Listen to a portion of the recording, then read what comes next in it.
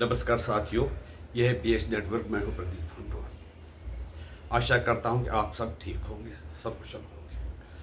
समाचार मिला है कि आज भारत को 4 Su-57 fighter jet aircraft Russia से प्राप्त हुए। ये हमने 10 दिन पहले डील की हुई थी। अजीत डोवाल रूस गए हुए थे, तो इतनी जल्दी हमें एयरक्राफ्ट मिल जाएंगे इसकी किसी को आशा नहीं थी, क्योंकि अभी रूस खुद भी जंग में फंसा हुआ है यूक्रेन के खिलाफ। फिर भी उन्होंने कहा कि हम आपको कुछ पहले देंगे और कुछ आने वाले हैं। एक जो है एयरक्राफ्ट है, उसमें थोड़ी सी कुछ कमियां रखी हुई है, कुछ उसमें कुछ चीज़ें और असेंबल करनी है। 4 तो तैयार है, वो हम आज ही फ्लाइट के लिए, जंग के लिए इस्तेमाल कर सकते हैं। हमने पहले ये सोचा था कि हम अमेरिका के 3 चीज़ों F-35 है उन फाइटर जेटों का इस्तेमाल करेंगे। तो हमने अमेरिका से ये कहा था कि हमें उसका सोर्स कोड दीजिए, और ताकि हम उसमें अपने मिसाइल फिट कर सकें। लेकिन अमेरिका ने अपने ही जो मिसाइल करने के लिए कहा, यानी उनके ही मिसाइल उसमें लगाने के लिए कहा, क्योंकि उन्होंने सोर्स कोड नहीं दिया।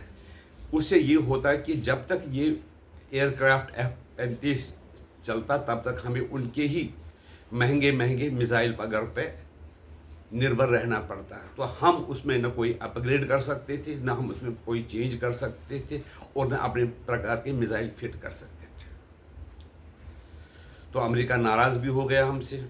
अभी ये जब उन्होंने समाचार सुना कि एयरक्राफ्ट की डील, हमारी Su-57 की डील इसके रूस के साथ हुई है, तो वो हमारे से कुछ सैंक्शन लगाने की बात भी सोच रहे हैं। यूरोपियन यूनियन भी मिलकर, हमने फ्रांस से भी कुछ राफेल 4.5 लिए हैं, पहले भी लिए थे, अब भी लिए हैं। ये मैरीन एयरक्राफ्ट जो हमारे समुद्री बेड़े में काम आएंगे। उनसे भी हमने कहा था कि आप हमें उनका सोर्स कोड दीजिए, लेकिन उन्होंने सोर्स कोड नहीं दिया। अभी हमें जंग में बहुत ही ज़रूरत थी। जब हमारा पाकिस्तान के साथ जंग हुआ था, सोर्स कोड की ज़रूरत थी। हम ये अपने उसमें मिसाइल फिट करना चाहते थे। हमारे पास बहुत ही शक्तिशाली मिसाइल है, बढ़िया मिसाइल है, जिनकी तारीफ, प्रशंसा सारी दुनिया करती है। आकाश हो, ब्रह्मोस हो, और भी कई प्रकार के मिसाइल हैं, लेकिन उन्होंने भी सोर्स कोड देने से मना किया। हो सकता है कि जो अभी हमें राफेल M की डील फ्रांस के साथ हुई, वो हम उसको भी कैंसिल कर दें। लेकिन आज दोबारा ये साबित हुआ कि ये जो रूस है वो हमारा पक्का दोस्त है।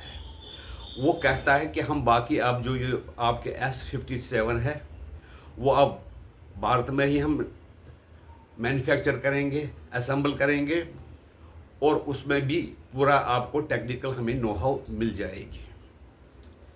इतना अपनापन दुनिया में कोई देश किसी देश के लिए दिखाता नहीं है।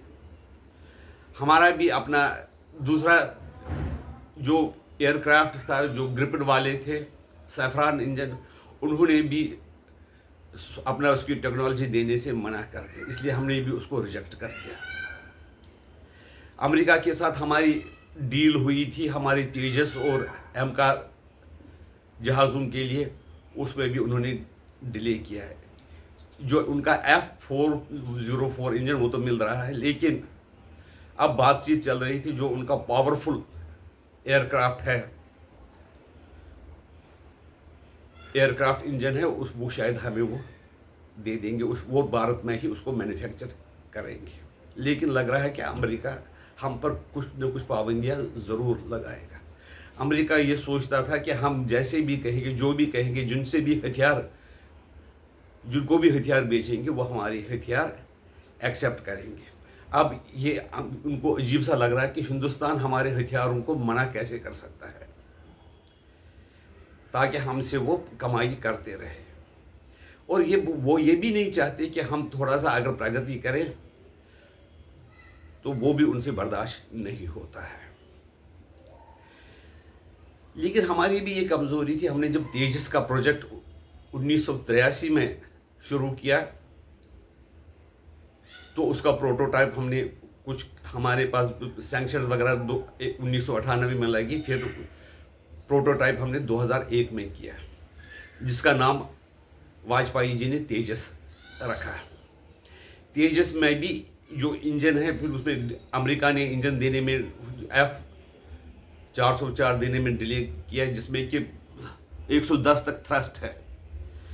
लेकिन तेजस में कुछ भी कमियां थी, पहले वो हैवी बना हुआ था, उसको फिर हमने लाइट एयरक्राफ्ट बना दिया। कुल मिला के तेजस बहुत ही 4th जनरेशन का ज़रूर है, लेकिन उसमें काबिलियत 4.5 जनरेशन की है। हमने इसको अब कई एयर शोज़ में ही रखा हुआ था, जिसमें लोगों ने, जो विदेशी एक्सपर्ट है, डिफेंस एक्सपर्ट है, उन्होंने उसको सराहा।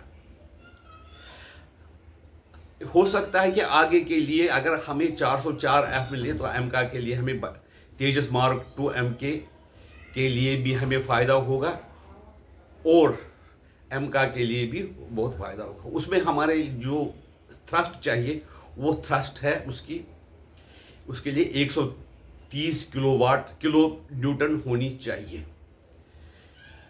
थ्रस्ट, आप पहले कहेंगे कि थ्रस्ट का मतलब क्या होता है? थ्रस्ट ये होता है कि वो हवा में चलने की, जो ग्रेविटी के खिलाफ वेट को चला के हवा में चलना चाहिए। दूसरा कि वो जो एयर रेजिस्टेंस है उसको भी वो कितना कवर करता है, उसको भी कितना वो मुकाबला कर सकता है, उस पर थ्रस्ट माना जाता है। जितनी वो ग्रेविटी को कवर करके वेट लेकर और हवा में चलने की, उड़ने की कैपेसिटी हो, उतनी ज़्यादा उसमें उसको थ्रस्ट बोलते हैं। हमारा कावेरी इंजन बहुत हमने 1983 से किया, उसके लिए तो कावेरी इंजन तो हम पूरा नहीं बना पाए। उसकी जो कावेरी 1 की जो थ्रस्ट थी वो खाली 49 किलो न्यूटन रह गई। अब दूसरा हमारा सुपर कावेरी है, उसकी तो थ्रस्ट ज़्यादा है, 79 टन है। और आगे हो सकता है कि उसमें रूस की मदद से हम ज़्यादा उसकी थ्रस्ट बढ़ा सके और हम अपना स्वदेशी इंजन बना सकते हैं। हमें लगता है कि एक न एक दिन हम स्वदेशी इंजन पूरा बनाएंगे और हम दूसरे लोगों को भी, दूसरी दुनिया के देशों को भी उसका सप्लाई करेंगे। आपकी राय इसके बारे में क्या है, हमें बता दीजिए। नमस्कार।